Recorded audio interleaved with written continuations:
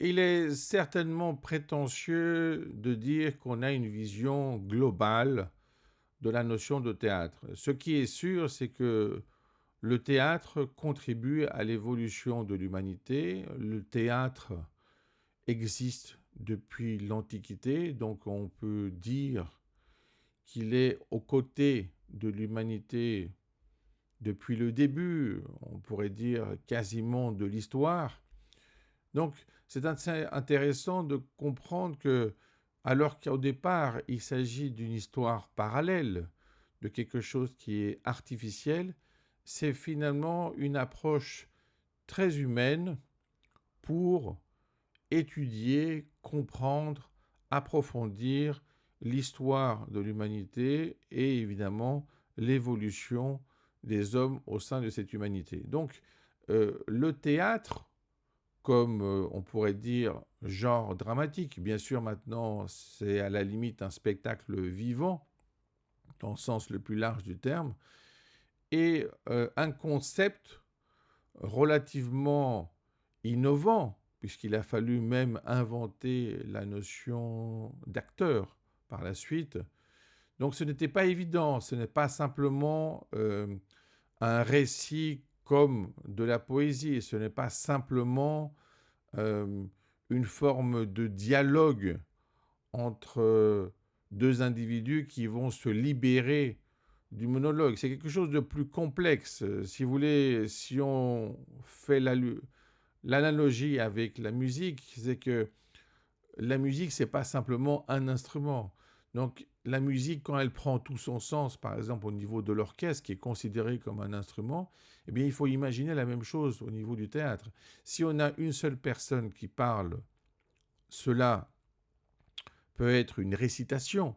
Mais si c'est deux, trois, un ensemble complexe de personnes qui ont le même but, c'est-à-dire mettre en évidence certains messages, eh bien là, la situation est différente. En plus, il va s'inscrire dans le cadre de l'histoire, il va se construire avec de l'histoire, il va construire de l'histoire parallèle, il va aussi être compatible avec la notion de mythe, il va mettre en évidence des mythes et mettre en évidence l'apport de ces mythes dans l'histoire. Donc on peut dire que le théâtre est un instrument cognitif de l'humanité. C'est une façon de réfléchir à sa propre évolution. C'est une façon de penser sa pensée, de vivre sa vie. Donc, il a un aspect autoréférent, on peut le voir déjà dans le théâtre antique.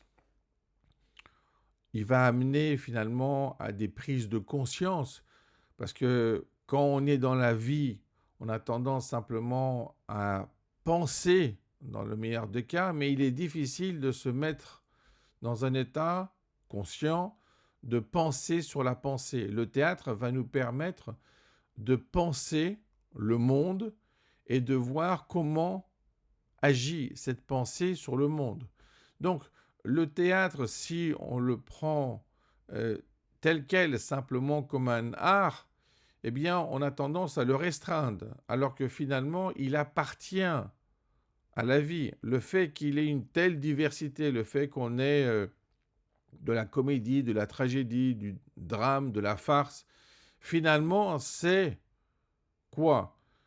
C'est sa multiplicité, c'est sa variété, c'est sa diversité qui lui permettent, en raison de sa plasticité essentielle, de contribuer à la réflexion de l'humanité.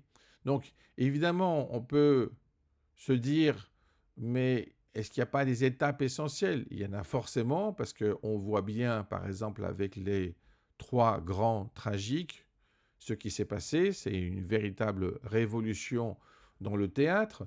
Donc, on a aussi la comédie, parce qu'il ne faut pas simplement considérer qu'on a Échille, Euripide et Sophocle. On va avoir par la suite Sénèque dans le monde latin, Pas avec la même contribution, sans doute pas avec la même valeur, mais il ne faut pas oublier aussi dans l'aspect comique l'œuvre d'Aristophane.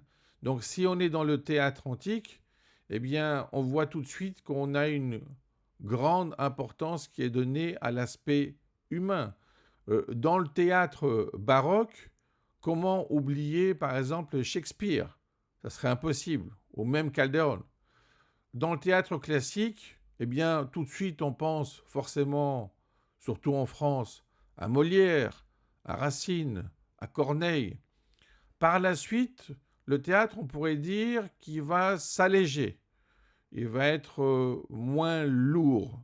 Pas forcément moins profond, mais différent. On peut le voir par exemple avec des œuvres comme celle de Goldoni ou même de Marivaux, sans oublier Beaumarchais. Et puis ensuite va venir l'époque, on pourrait dire, du théâtre romantique. Je pense que tout le monde connaît bien et est sans doute fervent de Victor Hugo. Un peu moins peut-être de Goethe, mais c'est quand même vraiment fondamental. Alors, on peut penser aussi à Schiller ou à Rostand. Mais dans tous les cas, même si on reste au niveau de Musset, on se rend bien compte que le théâtre romantique va donner une autre facette au théâtre. Bien sûr, on peut gérer aussi la notion de vaudeville, mais je pense que ce n'est pas la contribution fondamentale, c'est plutôt une contribution au niveau social. Mais pour les autres, le théâtre est vraiment une contribution à l'évolution de l'humanité, parce que finalement, il permet d'avoir une conscience. Et cette conscience, même s'il est difficile à mettre en place, à travers une œuvre écrite, il faut bien se rendre compte que le théâtre constitue un paradoxe, puisqu'on écrit une œuvre qui ne va commencer à exister qu'au moment où elle va être jouée. Pour les autres œuvres, la plupart sont faites simplement pour être écrites. Et à partir de là, on peut simplement les lire. Mais personne ne s'amuse à faire de la mise en scène. Le théâtre va être une manière d'aborder le monde en créant la notion de mise en scène. Et à partir de cette mise en scène, à partir de cette capacité à créer peut-être initialement un monde artificiel, on peut, comme une forme d'intelligence artificielle, réfléchir à ce qu'est l'intelligence naturelle dans le monde naturel.